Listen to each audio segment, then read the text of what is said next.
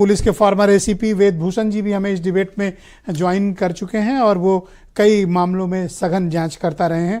बहुत शुक्रिया वेद भूषण जी। आप इस घटना को लेकर किस तरह का अन्वेषण चाहते हैं, या जिस तरह की वारदात हुई है आपकी क्या ओपिनियन है? क्या कोई एक बदमाश द्वारा अंजाम दी गई वारदात है, कोई गैंग है, या फिर ये कोई बहुत बड़ी साजिश?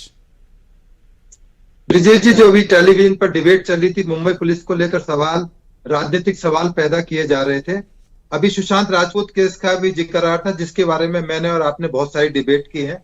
सुशांत राजपूत केस के अंदर मुंबई पुलिस जहां जाकर इन्वेस्टिगेशन क्लोज हुई थी, आज सीबीआई 5 साल बाद ही उसी जगह खड़ी है जहां मुंबई पुलिस की इन्वेस्टिगेशन क्लोज हुई थी। राजनीतिक पार्टीज के अपने अपने स्टेक हो सकते हैं, कांग्रेस, बीजेपी, आम आदमी पार्टी, शिवसेना। मैं याद दिलाना चाहता हूं अपने कांग्रेस को दोस्त को, वहां पर कमिश्नर एक अरेस्ट हुए थे, उनका नाम RS शर्मा था, जो तेल की घोटाले से जुड़े हुए थे, और शिंदे साहब उस टाइम सीएम थे, कांग्रेस के थे। और कांग्रेस के टाइम में सैकड़ों ऐसे बॉम्ब ब्लास्ट, ऐसे मर्डर हुए और ऐसा तहस नहस मुंबई हुआ करता था। और ठीक है, पुलिस का काम है इन्वेस्टिगेशन करना। अब सवाल आता है सैफ अली खान पर। जिस तरह से फ्रेंडली एंट्री हुई है, कोई मारपीट नहीं, कोई खरखोर खराबा नहीं, कोई भागदौड़ नहीं, आराम से सीढ़ियों पर आया है और आराम से वो वापिस जा रहा है।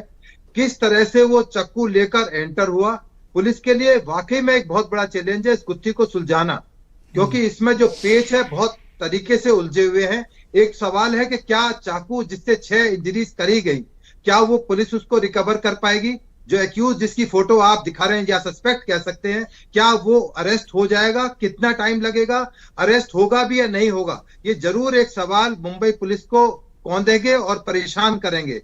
परंतु जिस तरह से ट्रैक रिकॉर्ड रहा है मुंबई पुलिस का, वो कहीं ना कहीं इस चीज को जरूर एस्टैब्लिश करेंगे कि बॉलीवुड जाने अनजाने कारण, चाहे जो भी हो सकता है इंटेंशनल हो, या हो सकता है कि इत्तेफाक भी हो सकता है, बॉलीवुड के स्टार्स टारगेट में हैं, चाहे वो क्रिमिनल्स हो, गैंग हो, या लुटेरे हो, या फिर शूटर्स। जी, इसको आप इत्तेफाक नहीं कह सकते, इसलिए ये एक कॉन्स्पिरेसी है, क्योंकि एक वो जिस माले पर रहते हैं, फ्लोर पर रहते हैं, 10वीं मंजिल पर है।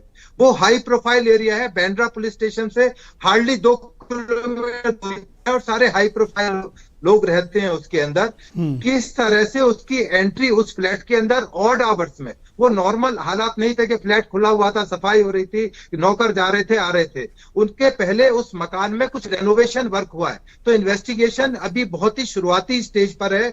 हम जंप करके इस नतीजे पर नहीं पहुंच सकते कि क्या जो वर्कर्स पहले काम कर रहे थे वो इन्वॉल्व है, या जो सस्पेक्ट जिसको हम आप वीडियो दिखा रहे हैं, फोटो दिखा रहे हैं, क्या वो हो सकता है? उसके पीछे कोई कॉन्स्पिरेसी एंगल है? कितने लोग इस सारे चीज के अंदर इन्वॉल्व हैं? कि छोटा इंसिडेंट नहीं है Brajesh ji, it's a very big issue और बहुत ही डेलिकेट इश्यू है। राजनीतिक लोग इसको हिंदू मुस्लिम बना रहे हैं, कोई कह रहा है कि मोदी जी से उनकी मुलाकात हुई थी, नहीं, जो कपूर खानदान है वो उनको भा नहीं रहा, बहुत से मैं इन चीजों को नहीं मानता। जो कि किसी भी तरह से क्रिमिनल एंगल पे इसके इन्वेस्टिगेशन होना चाहिए। हाँ, मैं चाहता हूं इसका क्रिमिनल एंगल पर इन्वेस्टिगेशन किया जाए, ना कि इन तमाम चीजों में पुलिस को उनका ध्यान रखने के लिए इस तरह की चीजें की जाए। तो ये एक इन्वेस्टिगेशन सब्जेक्ट है, let us wait for the outcome of investigation. मैं एसएन सिंह जी को आमंत्रित करता हूं। बहुत शुक्रिया सर, बहुत बहुत धन्यवाद सर।